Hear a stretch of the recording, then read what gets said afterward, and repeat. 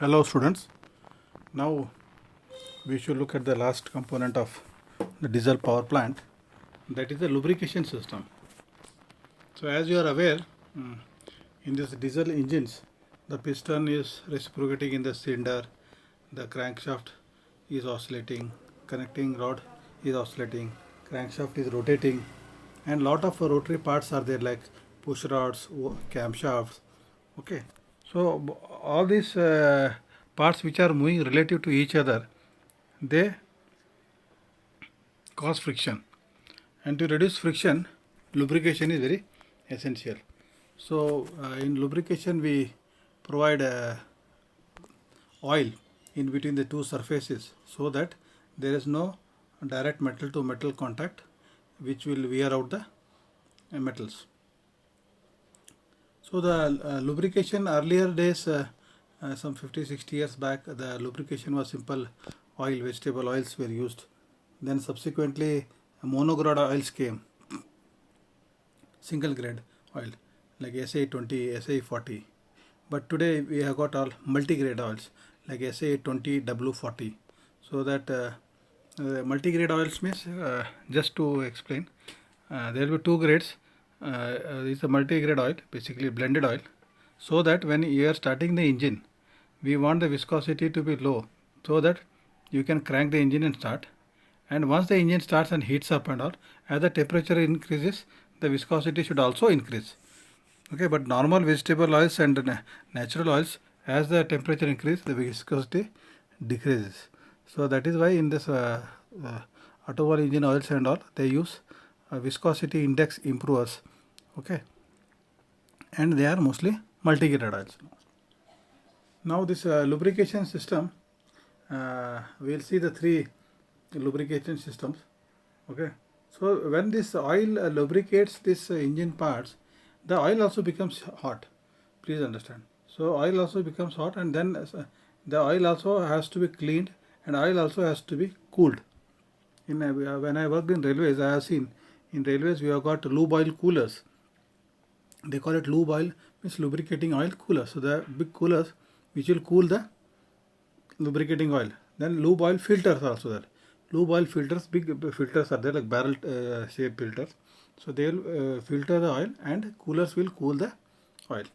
Why I am talking about this railway engine or this Wärtsilä engine? Because these are the same engines which are used for power generation also. These engines are not only used for railroad application or marine application, but they are also used for power generation. Okay. So now let us look at the dry sump lubrication. No, this is not the dry sump. This is the dry sump lubrication system. Pressure feeds and splash. So first we look at the splash lubrication system. In the splash lubrication system, this is a very primitive, like for automobile single cylinder engines and all, very primitive. Not, I think nowadays not widely used this kind of system. Mostly used in motorcycles and earlier motorcycle single cylinder engines and all, where not much of heat was produced. Okay. So here in the dry sump, splash lubrication, very simple it is. There is a connecting rod and there is a crankshaft. So in bit there is a scoop which is provided. Scoop, like a spoon type scoop, is provided, and the sump, there is in the engine oil sump there is oil. So when the piston is reciprocating in the cylinder and the connecting rod is oscillating and the crankshaft is rotating, this scoop will take the oil from the sump and splash it, so that the area between the piston and the cylinder, that area is lubricated. So this is known as simple as splash lubrication. I'll again repeat.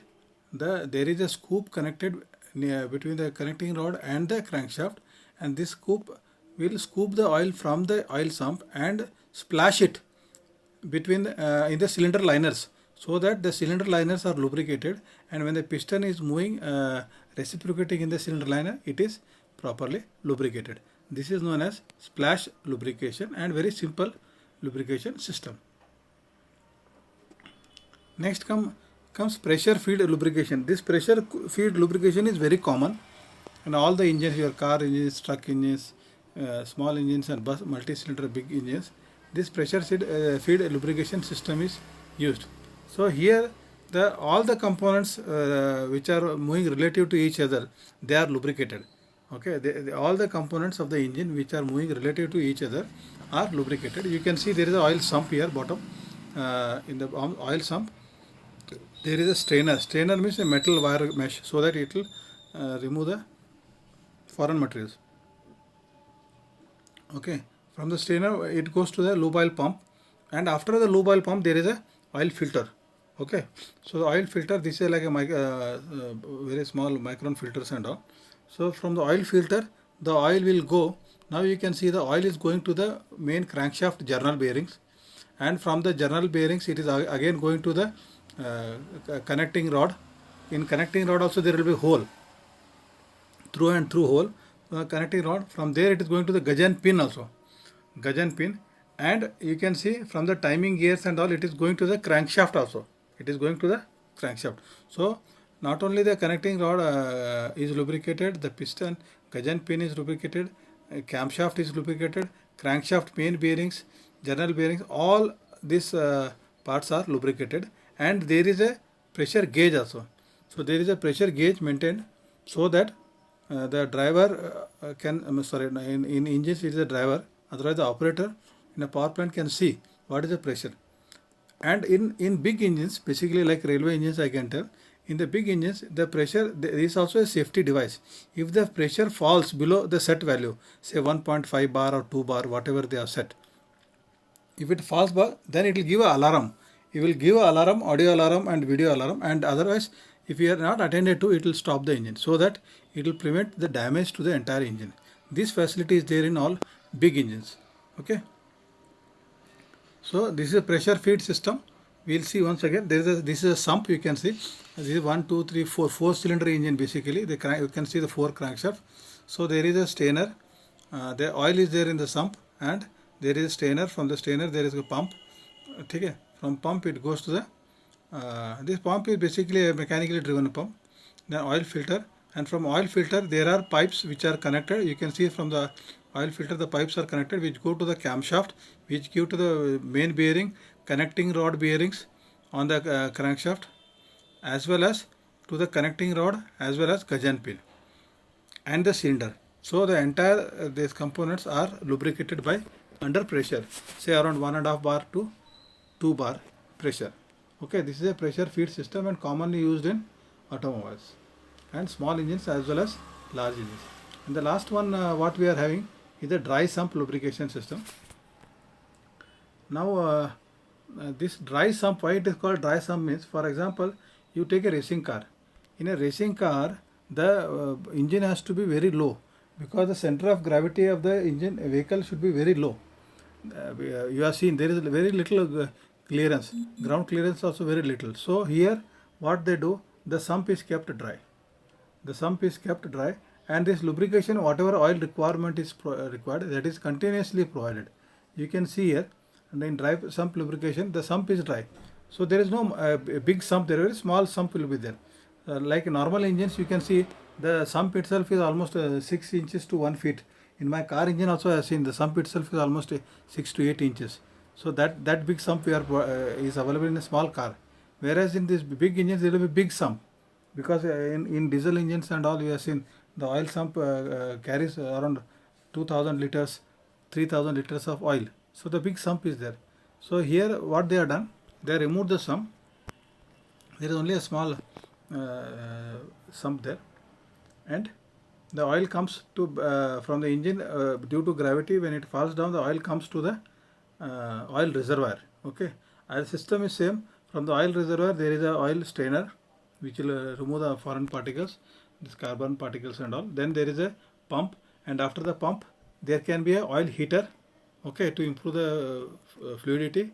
And then there is again oil cleaning or oil filter, and there it goes to one more pump, and from the pump then the oil is cooled, and then filtered and supplied to the engine. Here please understand, this is again a sort of pressure feed system only, but there is no sump.